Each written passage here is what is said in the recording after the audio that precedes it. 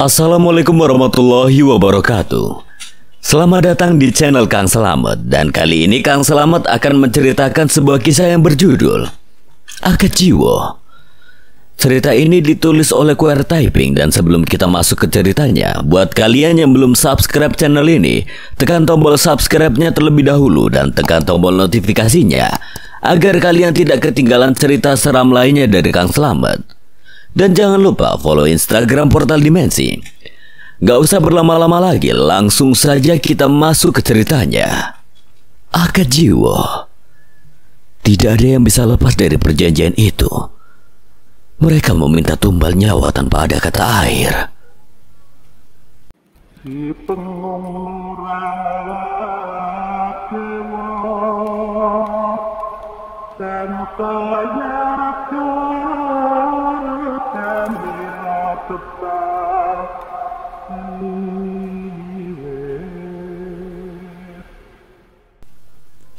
dalam sebuah pertanyaan garis takdir yang selalu menjadi misteri, sudah dipersiapkan jawaban oleh Sang Pencipta kehidupan lengkap dengan isinya. Terkadang memberikan segala kejutan tanpa mengenal waktu dan keadaan, karena selalu menyimpan tujuan penting untuk kehidupan menuju alam kekal kematian. Tatkala seorang Dijaya Adi Gunagama sedang mensyukuri hidupnya dengan perasaan tenang dan normal bersama keluarganya, karena beberapa tahun kebelakang baru saja bisa lepas dari sebuah cobaan persekutuan keluarga besar yang berkaitan dengan alam lain dan mereka. Terdengar kabar penting dari kampung Sakalanangor yang membuat Ki Dudui kakeknya Gama teramat sangat cemas. Karena dari kampung tersebutlah tidak jauh terdapat sebuah rawatiwas yang mana buyut Gama, Ki Adi Gunarusdi Langsamana berasal. Keadaan membawa Gama harus kembali tanpa adanya sebuah pilihan pada garis takdir kehidupannya. Apalagi berkaitan dengan sahabat dekat sang istri Halimun Dewi yang berasal dari kampung Sakalanangor. Perlahan Gama dan Budi mengetahui apa yang menjadi kecemasan Ki Dudui pada Rawatiwas dan Talaga Cindek. Apalagi para lelembut yang berada di Leweng Awi Kolot sana kembali dihidupkan oleh seseorang yang sudah melakukan akad jiwa untuk meminta segala keinginannya agar dikabulkan. Setelah banyak nyawa ditumbalkan dari mulai binatang sampai nyawa manusia, walaupun pada kenyataannya waktu itu ada napak tilas Ki Langsamana yang telah mematikan dan menenggelamkan lelembut di Leweng Awi Kolot dan Rawatiwas agar hal tersebut tidak terulang, karena akan mengundang malapetaka dari telaga mayit. Selain untuk menyelesaikan sebuah tanggung jawab dalam hidup, Gama perlahan mengetahui masa lalu sang buyut yang telah banyak mewariskan segalanya. Juga harus menjadi saksi bagaimana butanya seorang manusia pada harta dengan menghalalkan segala cara. Bahkan menduakan Tuhannya, Gama harus mengesampingkan rasa nyaman dan aman dalam hidupnya. Apalagi berbagai ancaman datang pada Halimun Dewi juga keluarganya, membuatnya harus berurusan dengan mereka yang memberikan segala misteri di luar nalar manusia, meminta bayaran yang setimpal berupa nyawa. Tidak ada yang bisa benar-benar terlepas dari perjanjian itu. Mereka meminta tumbal nyawa tanpa ada akhir seperti dahulu kala. Mungkin selanjutnya nyawa salah satu di antara keluarga besar kita. Akad dan pernikahan dengan alam mereka membangunkan apa yang telah lama mati di telaga mayit. Terkadang sebuah balasan dalam hidup bekerja tidak pernah ada dalam bayangan kita sebagai manusia. Balasan dari kebaikan selalu begitu mengagumkan dan penuh kejutan. Begitu juga sebaliknya dari sebuah keburukan, teramat sangat menyakitkan dan sulit untuk dijelaskan. Pandanganku sekarang menatap lurus pada seorang perempuan yang sedang dituntun jalannya oleh perawat agar menemui aku dan Dewi. Wajah perempuan itu penuh dengan bedak putih, rambutnya lurus sudah sangat berantakan, dan memegang boneka bayi yang sedang diayun-ayunkan persis sekali seperti anak kecil tingkahnya. Itu Teh Lasmi, ayo Kam. Halimun Dewi, istriku yang selalu meneteskan air matanya ketika menjenguk dan melihat kondisi kakak kandungnya itu yang sedang melakukan perawatan di salah satu rumah sakit jiwa di kota ini. Aku langsung mengikuti langkah Dewi sambil memperhatikan sekitar ruang jenguk pasien yang mempunyai penyakit gangguan jiwa termasuk Teh Lasmi. Setelah ditinggalkan oleh sebab kematian suaminya dan Pak Suganda bapaknya 2 tahun ke belakang. Setelah keluar dari masalah besar keluarga mertuaku dengan sebuah persekutuan, dan sekarang mungkin Teh Lasmi sedang menerima balasannya setimpal atas kejadian tersebut. Walaupun itu hanya dari pemikiranku sebagai manusia, tidak bisa melebihi kuasa Maha Pencipta. Namun tiap kali ikut menjenguk Teh Lasmi selalu terdapat rasa iba dalam hati nurani yang aku rasakan tanpa bisa berbuat apapun. Ayo. Dewi menarik tanganku agar berjalan lebih cepat ke arah Teh Lasmi. Walaupun biasanya memang tanpa ada percakapan sama sekali dan lebih pada perbincangan panjang dengan perawat, hal itu sudah cukup membuat ikatan batin seorang adik dan kakak terpenuhi. Itulah yang selalu aku lihat dan rasakan antara Dewi dan Teh Lasmi. Gam, udah hampir 2 tahun kondisinya tidak pernah ada peningkatan. Apa tidak ada cara lain ya? Dewi memegang erat tanganku karena mulai terlihat putus asa akan perkembangan Teh Lasmi. Udah berapa kali aku jelasin?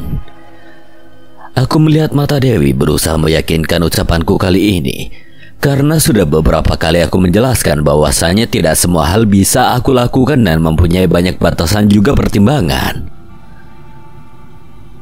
Ya sih, memang udah urusan medis ini, tapi lihat Teh Lasmi, kasihan Gam. Teh Lasmi hanya terus-menerus memainkan boneka yang dipegangnya itu, tanpa memperdulikan keberadaan aku dan Dewi. Tingkahnya persis seperti anak kecil di usianya yang sudah tidak muda lagi. Tumben ya Gam, lihat Teh Lasmi tersenyum begitu ke arah kita. Aneh, tidak biasanya.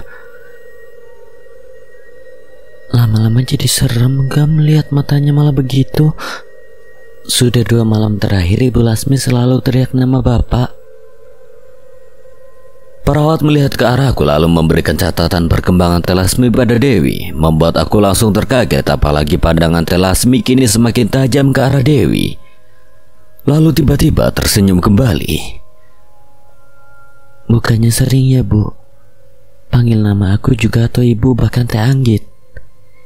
Iya benar Bu, tapi baru kali ini panggil nama Pak Gama. Walaupun memang kondisinya sudah seperti itu sejak pertama kali datang ke sini. Perawat menjelaskan banyak hal pada Dewi karena sampai hari ini Teh Anggit, kakaknya dan Ibu Mulyani belum mempunyai keberanian datang menjenguk, karena merasa tidak tega melihat kondisi Teh Lasmi, dan hal itu hak mereka walaupun sudah aku berikan penjelasan yang masuk akal. Terlihat juga Dewi beberapa kali menatap handphone dengan wajah yang cemas, seperti sedang membaca sebuah pesan masuk. Namun dengan cepat dimasukkan ke dalam tas yang dipegangnya itu, walaupun hal itu di luar kebiasaan Dewi dan aku menganggapnya urusan toko saja. Setelah waktu menjenguk dirasa cukup dan telah membereskan segala administrasi, aku masih melihat Teh Lasmi yang sekarang tertunduk melihat boneka, namun tiba-tiba malah kembali tersenyum sambil tangannya menunjuk tepat ke arahku, tanpa disadari oleh Dewi. Ayo Gam, pulang aja ke toko. Setelah menghampiri Teh Lasmi dan mengelus-elus rambutnya, walaupun tidak biasanya, kini tangan Dewi ditepis dengan kencang oleh Teh Lasmi. Beruntung langsung dibantu oleh perawat. Hati-hati, bisik seorang lelaki tua sambil berjalan perlahan yang biasa aku lihat membersihkan halaman depan rumah sakit. Ketika berpapasan denganku, membuatku langsung melihat ke arahnya walaupun dari posisi belakang. Kepala lelaki tua itu terus menganggukkan kepalanya berkali-kali. Kejadian dari Teh Lasmi cukup menghadirkan hal buruk dari pikiranku saat ini. Apalagi ditambah ucapan dari laki-laki tua yang aku takutkan berkaitan dengan pertanda masa lalu. Walaupun aku dan kakekku Ki Dudui, juga Budi, bahkan Mang Idi merasa bahwa semuanya sudah selesai pada waktu itu. Aneh gak sih Gam, barusan kata Lasmi tidak seperti 2 minggu ke belakang ya ketika kita jenguk. Sambil berjalan ke arah di mana mobil terparkir, lagi-lagi Dewi melihat ke handphonenya, namun kini tidak dimasukkan kembali ke dalam tas. Bahkan Dewi tidak menyadari kejadian laki-laki tua barusan yang berbisik ke arahku. Aku tidak paham urusan medis seperti itu. Makanya dulu ibu kamu di rumah menyarankan dibawa ke tempat ini. Mereka lebih paham dan mempunyai ilmunya. Mudah-mudahan itu bagian dari perkembangannya aja. Aku berusaha menenangkan Dewi walaupun perasaanku sebaliknya sedang merasakan sebuah kejanggalan yang datang begitu saja tanpa alasan. Bahkan ketika sudah berada di dalam mobil dalam perjalanan menuju toko sore ini, langit perlahan sudah akan berganti warna dengan kuning keemasan, namun Dewi masih saja sibuk melihat handphone membaca sebuah pesan. Walaupun hanya memandangnya tanpa membalasnya karena aku bisa melihatnya dengan jelas dari arah samping. Kayaknya aku langsung antar aja Wi bahan makanan sama rokok buat kakek ya. Toko juga hari ini aman terkendali Wi. Dewi tidak berkata apapun, hanya menganggukkan kepalanya saja sambil menatap kosong ke arah jalan, seperti memikirkan sesuatu dalam isi pikirannya. Dari tadi lihat handphone terus. Aku tanya soal bahan makanan untuk kakek sama toko juga nggak dijawab.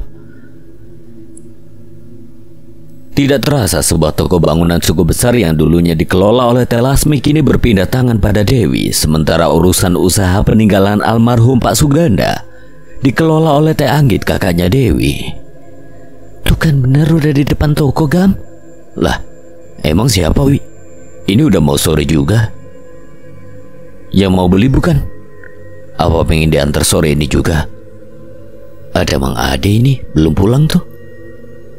Aku makin mendekat ke arah toko dan sudah terparkir sebuah mobil yang sangat mewah tepat di depan toko. Mungkin satu-satunya mobil mewah yang pernah datang ke toko bangunan yang terletak di kecamatan ini. Bukan, Gam. Aku melihat seorang perempuan seumuran Dewi dan seorang lelaki jauh lebih tua dariku sudah berdiri di depan toko bangunan, ditemani Mang Ade yang sekarang mengurus toko untuk membantu dan meringankan pekerjaan Dewi. Apa tamu? Udah janjian ya sama kamu, Wi? Aku memarkirkan mobil tepat di depan toko, membuat Mang Ade langsung berdiri dari duduknya karena menyadari kedatangan aku dan Dewi.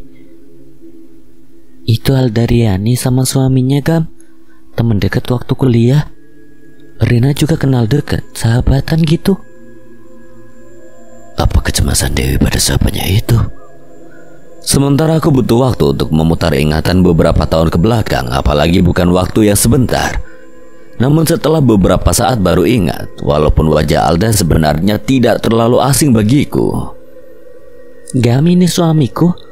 Pasti baru pertama ketemu. Kita pas nikahan kamu sama Dewi lagi hidup di luar kota dan baru tinggal menetap bareng ibu. Itu Kang? Iya Kang. Silakan, mending di dalam aja, tidak enak ngobrol di luar begini. Aku berusaha tenang walaupun ketika bersalaman dengan Alda ada perasaan lain yang aku rasakan. Apalagi kejadian di rumah sakit barusan belum bisa aku lupakan begitu saja. Aku ajak Alda ke rumah aja ya, Gam. Tidak enak di dalam toko acak-acakan.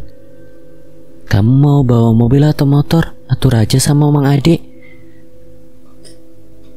Memang aku dan Dewi semenjak kejadian di rumah pemberian kado pernikahan itu dari Teh Lasmi mengalami banyak kejadian dari buah persekutuan, membuat Dewi berniat menjual rumah beserta kosan di belakangnya itu dan sekarang memilih tinggal bersama Ibu Mulyani dan Teh Anggit. Apalagi suami Teh Anggit kerja di luar kota. Boleh nanti aku nyusul? Alda ke rumah aja duluan sama Dewi ya. Ada urusan dulu sebentar. Ucapku perlahan walaupun seperti ada kekecewaan dari raut wajah Kang itu yang aku lihat ketika mendengarkan ucapanku. Namun tidak aku pahami maksudnya. Alda, ucapku dalam hati memperhatikan masuk ke dalam mobilnya diikuti oleh Dewi. Jangan terlalu lama di rumah kakek ya. Aku hanya menganggukkan kepala saja sambil terus melihat ke arah Alda dengan heran. Walaupun tanpa sebab yang pasti dan terkadang seperti menyiksa pikiranku sendiri, harus selalu berprasangka baik dan melawan diriku sendiri. Pak, Amang turunkan dan siapkan motor buat ke rumah kakek. Boleh, Mang. Aku duduk di salah satu kursi toko, tempat biasa para pembeli untuk duduk, sambil melihat mobil yang ditumpangi Dewi berjalan semakin menjauh menuju rumah. Astagfirullah, Pak. Ada apa, Made? Kaget saya ini. Pak, Pak Idim sama orang yang gak bisa bicara itu tadi ke toko nanyain Bapak. Saya bilang lagi ke rumah sakit jenguk Teh Lasmi. Budi dan Mang Idim maksudnya? Bisa bicara Budi itu, Mang? Nah, iya betul, Pak. Sama saya tidak pernah bicara Budi itu. Paling hanya ngangguk saja beberapa kali ketemu. Tumben, udah lama juga tidak kesini. Jangan sampai. Aku malah memikirkan kembali Alda dan kejadian di rumah sakit ke arah yang seharusnya tidak perlu aku cemaskan. Setelah semua barang-barang yang tidak terlalu banyak Mang Ade naikkan ke atas motor yang akan aku gunakan dan menyuruh Mang Ade agar segera menutup toko, lalu menyuruhnya untuk membawa mobil ke rumah Dewi. Bahkan ketika aku sudah duduk di atas jok motor, tetap saja memikirkan segala keanehan yang kini benar-benar ada di dalam pikiranku. Pak, maaf. Tadi pas temen Ibu Dewi turun dari mobil, Amang di dalam toko. Terus perempuan itu bicara sama Amang. Amang malah mencium seperti bau binatang. Masa bau binatang? Abang gak lihat mobilnya bagus gitu? Amang kali belum mandi tuh seharian habis kerja. Aku mengalihkan dengan bercanda, walaupun aku sepintas mencium bau yang Mang Ade katakan barusan. Namun tidak mau membuat Mang Ade berpikiran ke hal yang tidak-tidak pada Alda dan Kang Ito.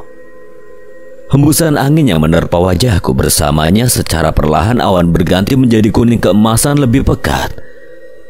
Sebuah pertanda kepastian bahwa sore akan menyambut malam untuk segera tiba. Aku sedang berada di atas sebuah jalan yang akan membawaku ke kampung di mana rumah Ki Dudui berada, kakekku.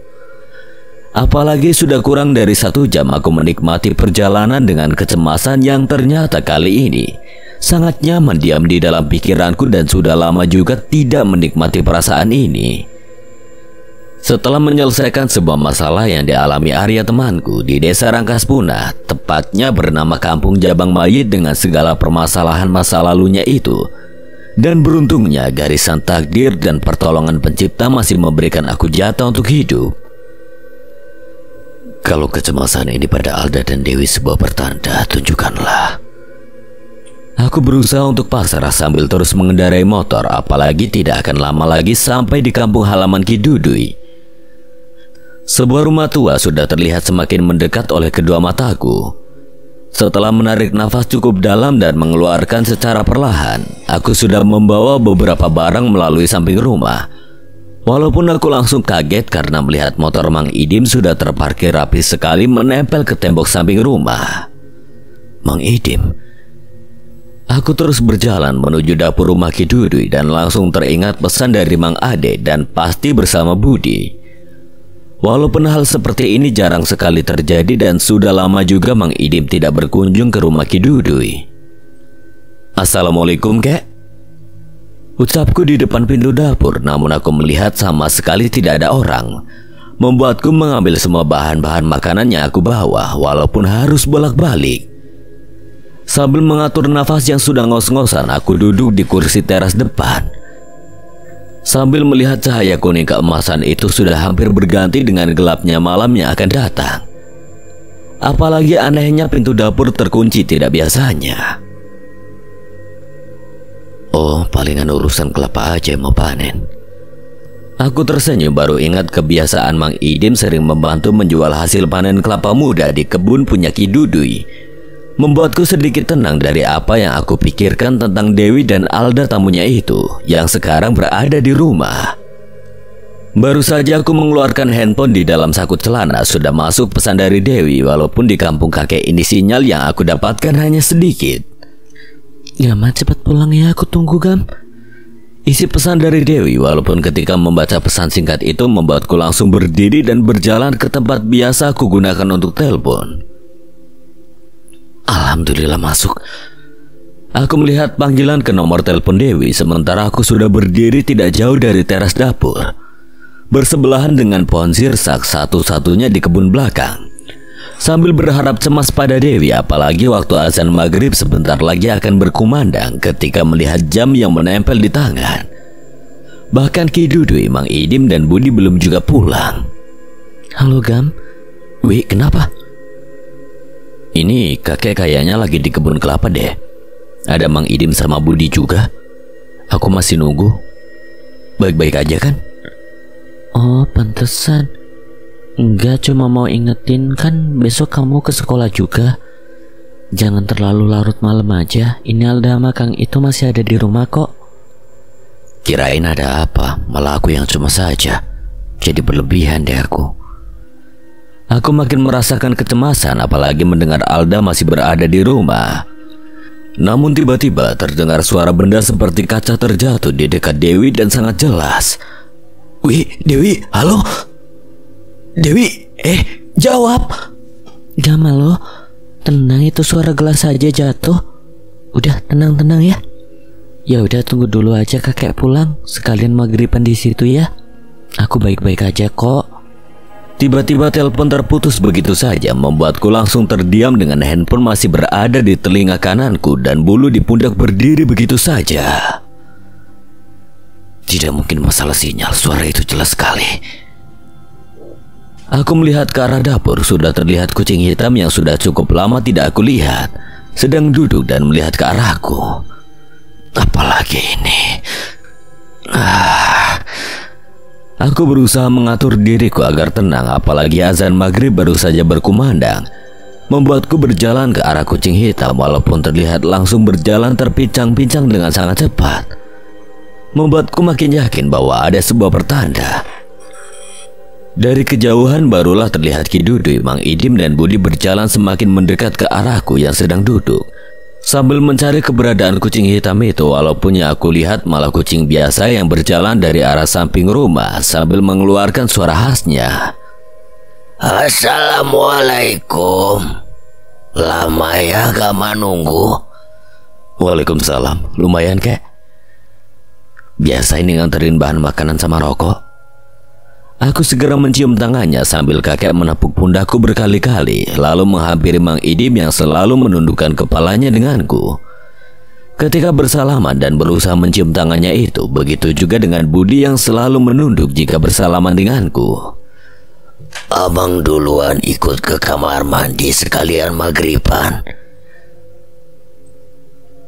Kakek habis dari mana? Tumben panen kelapa sampai sore. Tidak ada yang panen, Gam. Belum waktunya juga. Udah, ayo maghriban dulu berjamaah dengan Mang Idim dan Budi. Aku melihat sebuah raut kecemasan yang tergambar jelas dari wajah itu, sama dengan apa yang aku rasakan saat ini. Setelah selesai sholat berjamaah maghrib, aku melakukan hal yang sudah menjadi kebiasaan lama dan menjadi orang terakhir keluar dari musola di dalam rumah Ki Dudui. Mang Idim dan Budi sudah terlihat duduk di kursi meja makan sambil merokok, saling berhadapan dengan Ki Dudui. Memangnya dari mana kek? Tumben juga kalau bukan panen kelapa, Mang Idim sama Budi bisa barengan ke sini. Budi yang mendengar ucapanku langsung menundukkan kepalanya, bahkan rokok yang terjepit di jarinya itu dihisapnya sambil menundukkan kepala. Terlihat jelas rambut gondrongnya yang diikat dari belakang. Amang padahal tadi ke toko dulu bertemu dengan Mang Ade, Gam. Makanya duluan saja dengar Gama ke rumah sakit sama Bu Dewi. Tidak tahu akan kesini juga. Aku hanya menganggukkan kepala dan selalu percaya pada Mang Ade, selalu menjalankan pekerjaannya dengan baik. Kakek kira kabar itu tidak terdengar juga sampai telinga Idim, Gam. Budi tiba-tiba berdiri dan berjalan mengambil teko berisikan air bersama gelasnya. Karena melihat Ki Dudui seperti butuh minum dan hal itu memang sering Budi lakukan. Dengan sikapnya selalu paham akan keadaan. Kabar apa memangnya kek? Ki Dudui tidak langsung menjawab, minum air putih yang Budi berikan lalu membakar rokoknya dengan perlahan. Darman, salah satu warga kampung sini, memang sudah lama mempunyai rakit penyewaan untuk orang-orang mancing di Talaga Cindek. Kebetulan tempatnya itu di pesisir Talaga yang dekat dengan Rawatilas, Gam. Tempatnya kalau ke arah Rawatilas itu dari sini ya mutar cukup jauh 3-4 jam. Beberapa minggu ke belakang ramai ditemukan bangkai kambing di rawa itu yang jalurnya ke telaga. Sebelum rawa itu ada leweng awi kolot, pembatas ujung kampung Sakalanangor. Warga sana sudah ramai mencari penyebab hal itu, Gam. Mang Idim menyauti karena Ki Dudui tidak langsung berbicara lagi seperti memikirkan sesuatu. Sementara Budi hanya menunduk. Sakalanangor, baru dengar aku kek nama kampung itu. Bangkai kambing. Kok bisa ya? Bahkan ada orang yang tenggelam juga ketika ngobor simet malam hari. Beruntungnya dari cerita Darman bisa diselamatkan oleh temannya. Walaupun kejadiannya cukup aneh di luar nalar, membuat gempar warga kampung dan sekitar telaga dari arah rawa itu. Lalu kek, apa hubungannya dengan kakek? Kelihatannya cemas sekali. Maaf, Gama belum paham. Walaupun ngerti kabar seperti itu sangatlah aneh dan baru Gama dengar juga. Tidak apa-apa, Gam. Cuma ketika kakek telepon Idim sama kabarnya, jadi kakek suruh datang ke sini. Sudah lupakan saja kabar tersebut. Ki Dudui berdiri ke arah tungku untuk menyalakan api. Diikuti oleh langkah Mang Idim, walaupun semakin jelas aku melihat ada kecemasan dari perkataannya itu. Begitu juga dengan Mang Idim. Budi hanya menggelengkan kepalanya berkali-kali tanpa melihat ke arahku dan menundukkan kepalanya dengan banyak asap karena sambil merokok. Bahkan aku sangat paham dengan gerakan kepala Budi yang seperti itu. Berarti ada sebuah kecemasan yang belum bisa Ki Dudui katakan kepadaku, membuatku harus mengerti keadaan. Apalagi terlihat seperti masalah yang cukup serius dari kejadian di kampung itu. Gam, kasihan istri kamu takut nunggu. Tadi juga dari kejauhan kakek lihat kamu telepon di dekat pohon sirsak. Sana pulang saja. Kalau ada apa-apa biar kakek yang datang ke rumah kamu. Sekalian datang ke ibu kamu dan adik-adik kamu juga. Sudah hampir 3 bulan. Aku cukup kaget dengan ucapan Ki Dudui yang bisa mengetahui aku sehabis dari pohon sirsak, bahkan menelpon Dewi. Karena sebelumnya aku tidak melihat Ki Dudui sama sekali, bahkan dari kejauhan. Walaupun seharusnya hal seperti ini harus terbiasa aku jalani dalam hidup ini, karena bukan kali pertama. Budi, antarkan aku ke depan. Aku menepuk pundak Budi, membuat Budi langsung berdiri dari duduknya itu. Namun anggukan kepala yang sama terlihat dari Mang Idim tanpa berkata apapun. Setelah pamit pada Mang Idim dan bersalaman mencium tangan Ki Dudui, langsung terasa sangat panas sekali. Walaupun hal itu disadari oleh Ki Dudui. Sudah tidak apa-apa, Gama. Jangan terlalu kamu pikirkan. Ki Dudui berusaha meyakinkan bahwa semuanya baik-baik saja. Beberapa langkah aku keluar dari dapur rumah Ki Dudui. Terasa sekali sebuah perbedaan yang aku rasakan. Apalagi ketika teringat nama-nama tempat yang barusan Ki Dudui jelaskan. Sementara Budi mengikuti langkahku dari belakang. Budi, katakan sesuatu sebelum aku pulang, apapun itu. Budi hanya menggelengkan kepalanya tanpa melihat ke arahku, seperti hal biasa yang dilakukannya itu. Sepulang dari rumah sakit saat menjenguk Telasmi, sudah banyak kejadian yang takutnya itu adalah pertanda. Apalagi barusan Dewi baru saja menerima tamu sahabat perempuannya yang bernama Alda. Dan sekarang masih ada di rumah, Bud. Harusnya salah satu alasan untuk cepat pulang itu. Maaf kamu sekali lagi. Aku juga belum mengetahui maksud Ki Dudui. Maaf sekali lagi. Kabari dan datang secepatnya ke rumah, ke toko atau susul aku ke sekolah besok. Jika ada hal penting, aku cuma berani mengandalkan kamu, Bud. Aku menepuk pundak Budi dan semakin merasakan ada sesuatu yang menunggu aku di rumah sesuai ucapan Budi yang selalu tepat. Apalagi bisikan di suara di telepon ketika berbicara dengan Dewi sekarang kembali terbayang dalam pikiranku. Sebuah nama kampung yang menjadikan Ki Dudui terlihat cemas menemani perjalanan pulang di bawah gelapnya langit saat ini.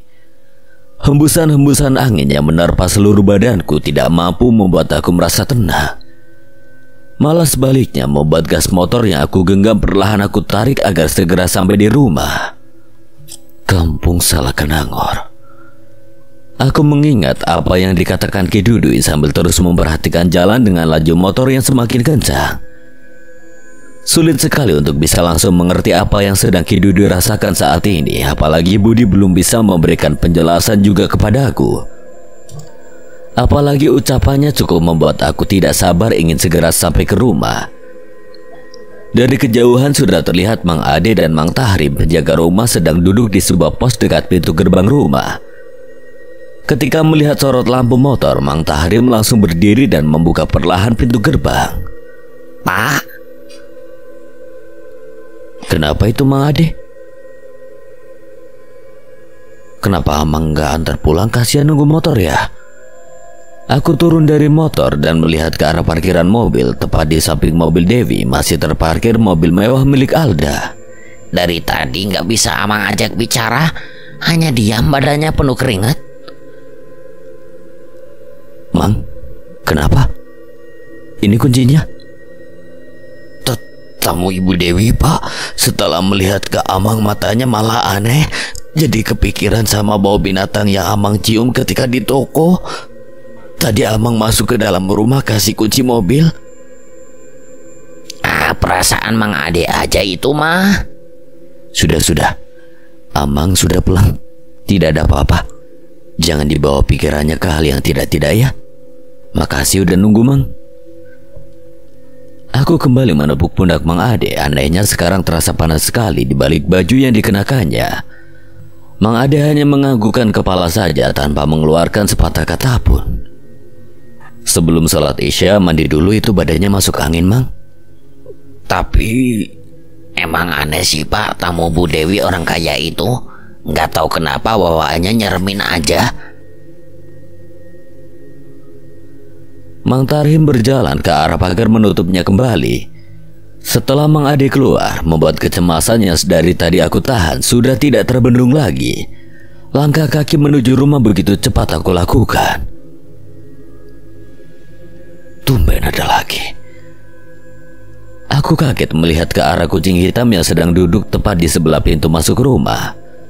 Namun dengan cepat aku abaikan walaupun kehadirannya selalu tanpa sebab dan cukup mempunyai ikatan sangat dekat dengan Dewi. Apalagi terlihat pintu rumah sudah terbuka lebar setengahnya. Assalamualaikum. Di ruang tengah cuma terdapat gelas-gelas yang berjejer saja, pertanda Alda dan suaminya tadi duduk. Namun terasa aneh sekali ketika melihat ke arah sofa dan gelas-gelas itu. Waalaikumsalam. Gam sini, lagi pada makan? Wih, baik-baik aja kan? Baik-baik aja, Gam. Tapi Gam, kucing itu... Udah, jangan cemas. Gak bakalan terulang lagi kejadian beberapa tahun kebelakang kok. Ayo, ke meja makan. Jangan buat Teh Anggit dan Ibu curiga, nanti malah berpikir yang tidak-tidak, Wi. Aku menarik perlahan tangan Dewi walaupun aku paham rasa trauma pada sebuah kejadian tidak bisa dilupakan begitu saja. Apalagi dengan sebuah ucapan, berdamai dengan diri sendiri perlu kesepakatan yang panjang dengan hati dan pikiran. Dewi hanya mengangguk perlahan sambil kembali berjalan ke arah meja makan. Beruntungnya setelah lama hidup bersama Dewi, hal-hal seperti barusan sudah membuatnya sedikit tenang, tidak seperti dulu kala. Gama ya makan bareng? Ya Bu, baik. Maaf Alda, Kang, menunggu lama ya? Tidak apa-apa Pak Gama, ini malah merepotkan. Padahal ini aja sebentar. Silakan lanjut makan. Aku menerima piring yang sudah Dewi ambilkan berisi ikan. Di luar kucing siapa emang, Wi? Alda tiba-tiba melepas sendok dari tangannya, padahal di atas piringnya masih banyak nasi yang sudah tercampur dengan opor ayam. Oh, itu kucing tetangga. Ini aku mau kasih kepala ikannya. Aku langsung berdiri setelah mematahkan kepala ikan dan dengan cepat berjalan ke arah ruang depan rumah. Walaupun aku cukup kaget Alda bisa mengetahui keberadaan kucing hitam di depan rumah, namun ketika aku berikan kepala ikan sambil berjongkok, seperti biasanya kucing itu hanya berjalan dengan terpincang-pincang sambil menjauh dan kembali terdiam di samping halaman rumah, sambil terus matanya melihat ke arahku. Mudah-mudahan bukan jawaban atas kecemasanku. Aku berjalan kembali masuk ke dalam rumah, bahkan aku sangat kaget ketika tiba-tiba aku penasaran pada satu gelas yang berada di atas meja ruang tengah. Sudah terdapat lendir-lendir, bahkan membuatku langsung mual. Lendir itu berada di dalam gelas yang sudah hampir habis airnya. Tiba-tiba terdengar suara piring yang terjatuh dari dapur, persis sama seperti dengan kejadian ketika aku menelpon Dewi sore tadi. Gam, Alda. Dewi panik berjalan terburu-buru ke arahku. Kenapa? Aku langsung mengikuti langkah Dewi. Ibu dan Teh Anggit sudah berdiri di kursi, sementara Kang Ito sudah memegang tubuh Alda. Di mulut Alda sudah banyak sekali nasi, bahkan berceceran sampai ke bajunya. Apalagi memakai baju berwarna putih membuat bekas opor ayam yang sebelumnya Alda makan terlihat jelas tertumbah dengan mata yang melotot. Tumbah. Maaf Pak Gama, memang kadang seperti ini kalau waktu maghrib atau sebelum isya. Udah, tidak apa-apa. Saya izin pamit cabut. Ibu, Teteh, maafkan kelakuan istri saya ya. Suasana di meja makan menjadi tegang, apalagi melihat wajah Alda terlihat sangat menyeramkan. Beberapa kali terus menatap ke arah Dewi, membuat Dewi memegang tanganku dengan erat sambil berjalan ke arah depan rumah, mengikuti langkah Alda dan Kang Ito. Biar Gama yang bereskan nanti meja makannya, Bu. Ucapanku langsung dijawab anggukan kepada Ibu Mulyani dan Teh Anggit. Anehnya kucing hitam yang masih dalam posisi yang sama itu langsung berdiri ketika melihat Alda dan Kang Ito keluar setelah membawa tas Dewi yang terdapat di atas sofa. Beruntungnya gelas berisikan lendir itu tidak disadari siapapun kecuali aku. Itu bisa, Kang. Apa perlu saya antar? Tidak apa-apa Pak Gama, sudah biasa ini. Maaf ya Bu Dewi, Pak Gama. Mudah-mudahan tujuan Alda dan saya datang ke sini bisa disampaikan pada Pak Gama. Kang itu berjalan ke arah mobil. Beruntungnya Mang Tahrim sangat paham dengan pekerjaannya dan langsung membuka pintu gerbang. Ucapan Kang itu membuatku semakin kebingungan dengan kejadian sangat cepat barusan. Apalagi segala kejanggalan sudah aku lihat langsung dari tubuh Alda, yang memang benar seperti Mang Adi katakan sebelumnya tentang Alda. Bahkan sangat wajar keadaannya barusan memang sangat menyeramkan.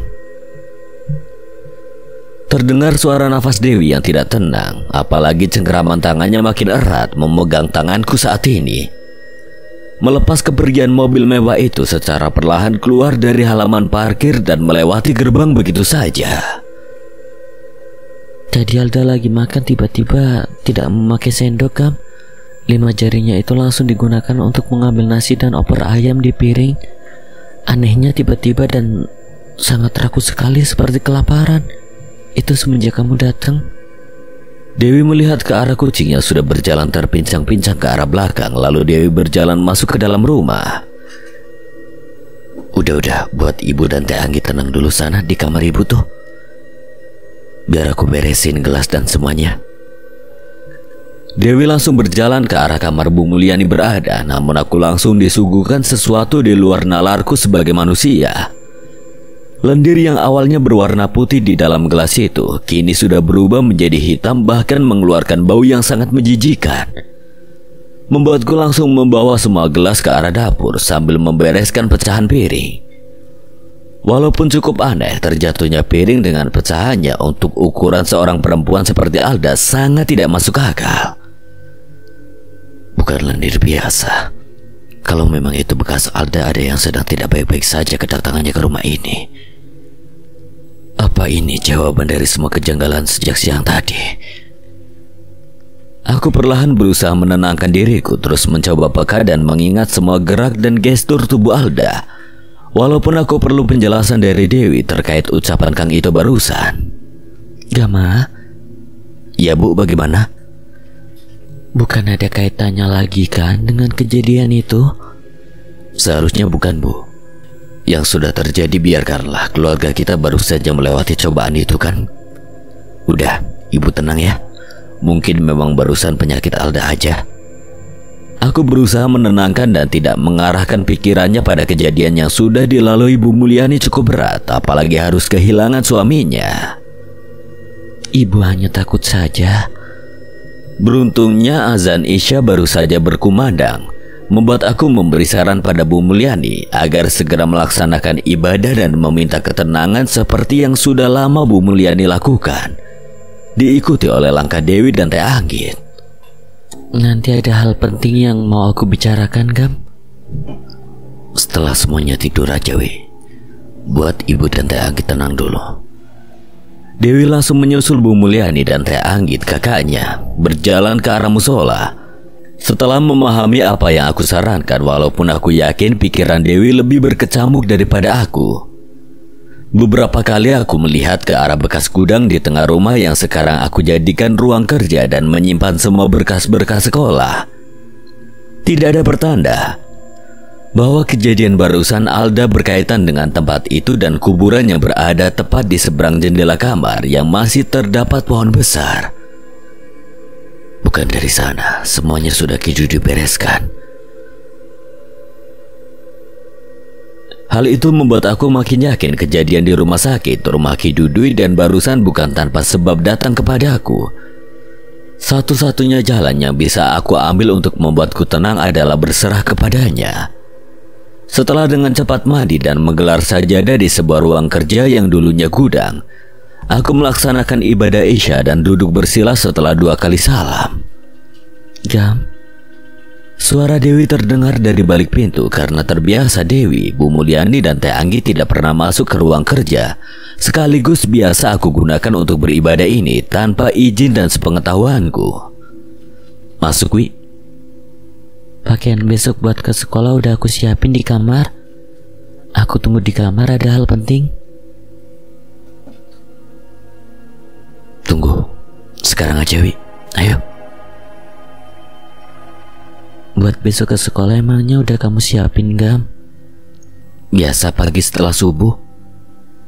Aku menarik perlahan tangan Dewi agar berjalan ke kamarnya yang berdekatan bekas kamar Teh Lasmi. Setelah pintu kamar aku tutup dan melihat kamar Bu Mulyani masih terbuka dan biasanya ditemani oleh Teh Anggit, membuatku sedikit tenang. Walaupun perempuan yang sudah menjadi istriku sejak beberapa tahun ke belakang itu sedang duduk di atas kasur sambil menunduk lesu dengan wajah yang terlihat lemas. Soal Alda dan suaminya itu, Gam. Maaf, aku bingung harus mulai bicaranya dari mana. Dan pasti hal ini berlawanan dengan prinsip kamu. Aku tahu betul kamu seperti apa, apalagi kamu tahu kan aku seperti apa. Pelan-pelan aja. Aku akan coba dengarkan. Setelah kejadian aneh barusan, Wi.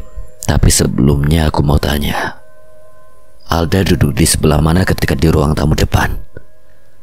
Alda di tengah, Gam, bersebelahan denganku. Suaminya di dekat Alda. Kenapa emangnya? Apa gelas itu juga yang ditelepon jatuh?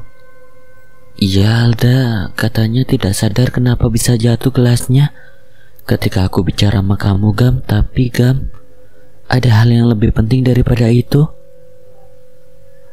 Awalnya hal penting itu dari suara bisikan, Wi. Jawabku dalam hati mencoba memahami Dewi terlebih dahulu.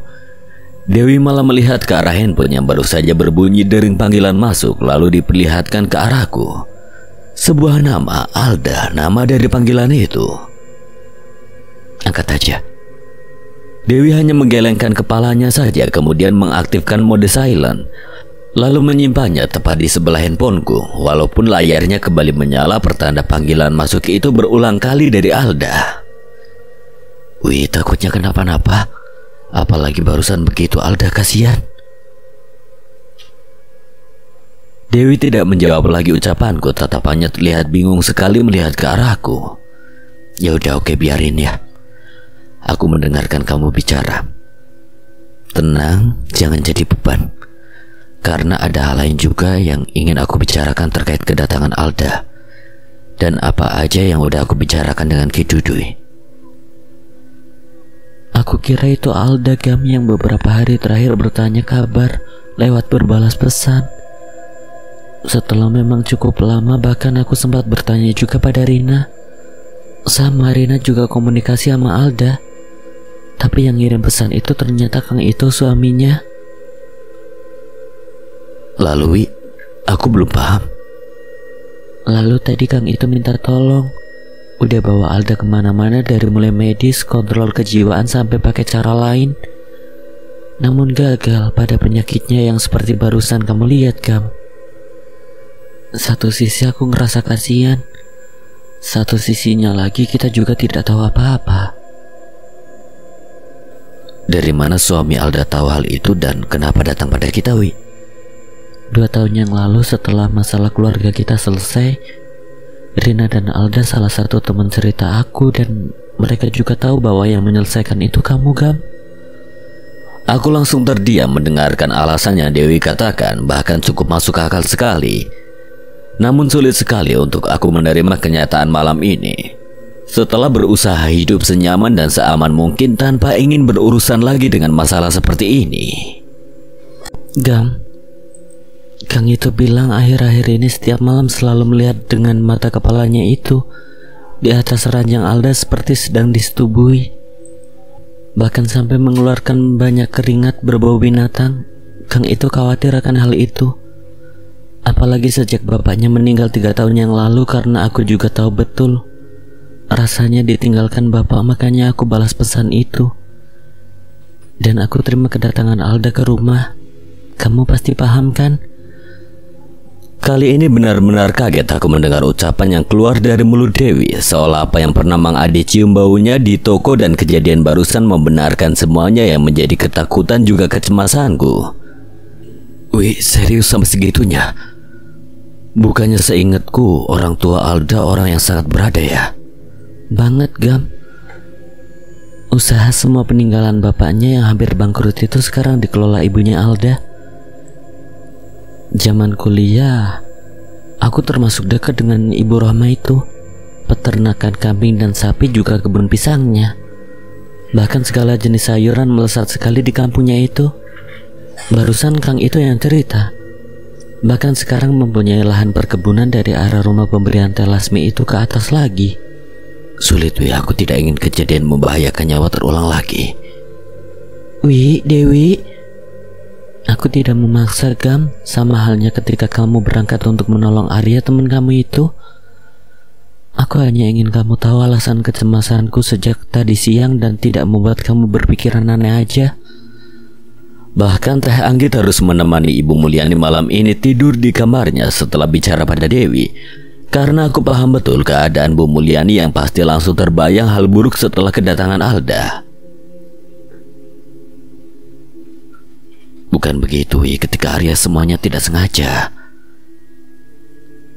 Apa kedatangan Alda dan usaha suaminya itu disengaja? Mereka udah kesulitan, Gam. Bukannya kamu pernah bilang menolong itu tidak boleh pandang bulu? Segala cobaan itu bisa jadi adalah rezeki yang kuasa berikan, agar selalu berpikiran baik. Andai Alda adalah titipan dari garis takdir hidup kamu dan aku, gimana? Apa iya hati kamu tega?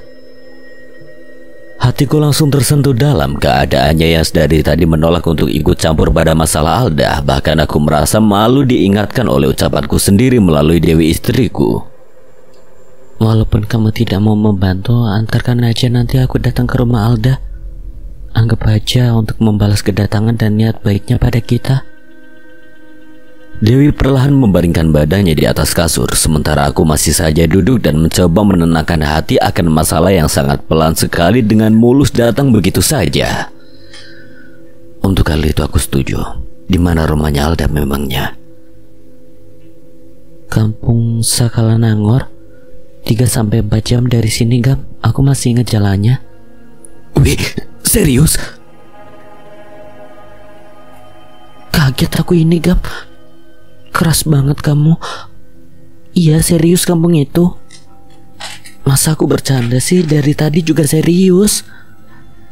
Jantungku seolah ingin lepas dari tempatnya. Nafasku yang sekarang normal seolah ingin berhenti ketika mendengar nama sebuah kampung yang Ki Dudui sebelumnya ceritakan. Tidak mungkin dan jangan sampai cerita bangkai kambing itu dari keluarga Alda atau ibunya. Aku merasakan sebuah kecemasan dan ketakutan menjadi satu memberikan jawaban kepadaku malam ini. Gam, kamu baik-baik aja kan?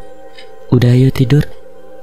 Nanti aja ke rumah Alda akhir pekan, jangan ganggu waktu untuk mengajar kamu. Iya, Wi. Baik-baik aja ini. Ayo tidur. Besok kamu juga harus ke toko kan? Aku membaringkan badan di sebelah Dewi melihat jam sudah hampir pukul 21 tepat. Mata Dewi sudah perlahan terpejam sementara aku masih tidak percaya kenapa bisa Alda berasal dari nama kampung yang sama. Sebuah kampung yang membuat Ki Dudui cemas. Harusnya tidak, jangan berprasangka buruk, Gama. Aku berbicara sendiri pada diriku sambil memejamkan mata, perlahan mengingat semua ucapan Dewi dan merasakan benar bahwa kedatangan Alda dan segala permasalahannya itu pasti bukan tanpa sebab sampai ke telingaku malam ini. Besar sekali dorongan untuk aku melakukan sholat yang biasa aku lakukan ketika dini hari, membuat aku menyiapkan niat dan ingin berdoa di waktu orang-orang sedang tertidur lelap, meminta petunjuk darinya agar langkahku selanjutnya tidak salah. Harusnya secepatnya Ki Dudui tahu, bahkan Bunda harus mencari tahu kebenaran semua ini. Semakin aku menolak ikut dalam masalah Alda, perkataan itu malah semakin keluar dengan lancar dari hatiku. Mataku baru saja perlahan terbuka pemandangan wajah cantik Halimun Dewi yang pertama kali aku lihat. Bahkan aku langsung mengecup keningnya sebagai tanda syukur. Setelah banyak masalah yang dilalui bersamanya dan keluarganya ini, banyak kebahagiaan yang aku rasakan tanpa disadari datang begitu saja. Aku melihat jam sudah pukul 1:10 dini hari, membuat aku perlahan bangun dari atas kasur. Bahkan karena kemunculan kucing hitam membuat aku membuka lemari dan melihat gelang gengge pemberian Ki Dudui turun-temurun dari kilang samana buyutku yang aku simpan di tempat paling aman, walaupun cukup kaget karena posisinya bergeser. Namun beruntungnya tidak mengeluarkan suaranya yang biasanya membawa pertanda keadaan semakin buruk. Tidak apa-apa, Wi. Terkadang ikhlas tidak perlu alasan. Jangan cemas. Aku membenarkan posisi rambutnya karena aku paham betul setelah obrolan di luar nalar sebelum Dewi tidur, setidaknya akan menjadi beban dalam pikirannya itu. Aku keluar kamar, perlahan meninggalkan Dewi yang tertidur lelap, memastikan seluruh ruangan sudah terkunci termasuk kamar Bu Mulyani, dan melihat dari jendela ke pos yang biasa Mang Tahrim gunakan untuk beristirahat. Aman. Aku berjalan melewati dapur untuk ke arah musola belakang yang biasa aku gunakan untuk sholat malam. Bahkan tidak menyangka dari pohon besar yang terdapat kuburan bayi itu, semuanya berawal sampai aku hidup di titik sekarang. Setelah mengambil wudhu, terasa sekali angin malam ini sangat dingin, tidak seperti biasanya. Juga bulan dengan cahayanya bisa aku lihat jelas. Namun tetap saja, pikiran tentang Alda dan nama kampung itu masih diam dan nyaman ada di dalam pikiranku saat ini. Hal itulah yang membawa aku untuk meminta pertolongan pada pencipta kehidupan dan isinya. Dalam setiap gerakan dan bacaan sholat malam ini, perlahan aku merasakan bukan berada dalam musola belakang rumah. Namun sampai selesai sholat, semuanya bisa aku atasi dengan berusaha menenangkan diriku. Bulatan tasbih dengan perlahan terus tersentuh oleh jari-jariku sambil hatiku terus mengucapkan zikir yang sebelumnya diberikan Ki Dudui kepadaku, lalu aku amalkan. Dengan yakin aku terus membacanya sambil terus meminta petunjuk. Walaupun sekarang yang aku rasakan seperti bukan berada dalam musola seperti biasanya. Karena angin di luar malah mengeluarkan suara gesekan bambu-bambu seperti berada di sebuah hutan. Seharusnya sebuah ketenangan, kini malah sebuah ketakutan yang aku rasakan. Apalagi tidak terasa keringat sudah mengalir di tubuhku begitu saja. Dalam keadaan udara yang dingin malam ini. Lawang awi kolot. Aku perlahan membuka mata mengingat sebuah tempat yang Ki Dudui katakan membuat aku semakin merasa ketakutan datang bertubi-tubi padaku. Bahkan sekarang aku mendengar suara langkah kaki yang semakin mendekat. Gama. Aku langsung berbalik badan. Teh Anggit tiba-tiba sudah berdiri berada di belakangku. Teh, kenapa? Tumben bangun. Dewi yang aneh makan jam segini, tapi gak jawab ketika aku tanya. Makannya rakus banget, Gam, matanya merah. Teh Anggit sangat panik, membuat aku langsung berdiri dan mengikuti langkah Teh Anggit. Namun aku sangat kaget karena dari pojokan musola melihat kucing hitam sedang tertidur pulas begitu saja. Jangan sampai. Aku pun makin panik, sama halnya dengan langkah Teh Anggit yang semakin cepat. Dewi sudah duduk di tempat yang sebelumnya ditempati oleh Alda. Anehnya Dewi sedang memakan opor ayam tanpa menggunakan sendok.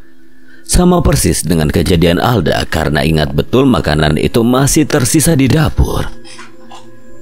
Jangan bangunkan ibu, Teh, kasihan. Aku mendekat ke arah Dewi yang sedang menatap tajam ke arahku sambil mengunyah makanan, kemudian dimutahkan secara perlahan mengenai bajunya. Badanku sudah terasa panas, apalagi kini Dewi tersenyum menakutkan dengan mata yang semakin memerah. Tanpa berlama-lama aku sapu wajahnya walaupun tanpa ada perlawanan dari Dewi. Hanya mulutnya saja yang bergerak seperti ingin mengatakan sesuatu. Sosok yang sama dengan Alda. Apalagi aku melihat kucing hitam sudah berdiri lurus dengan posisi Dewi di dekat dapur. Gam, gimana ini? Dewi berteriak sangat kencang sekali dengan hembusan nafasnya yang kencang, sambil tangannya berusaha menyingkirkan tanganku yang berada di kepalanya. Seperti bukan suara Dewi, melainkan suara perempuan lain. Gama, ada apa? Bu Mulyani keluar dari kamarnya dan berjalan terburu-buru ke arah meja makan.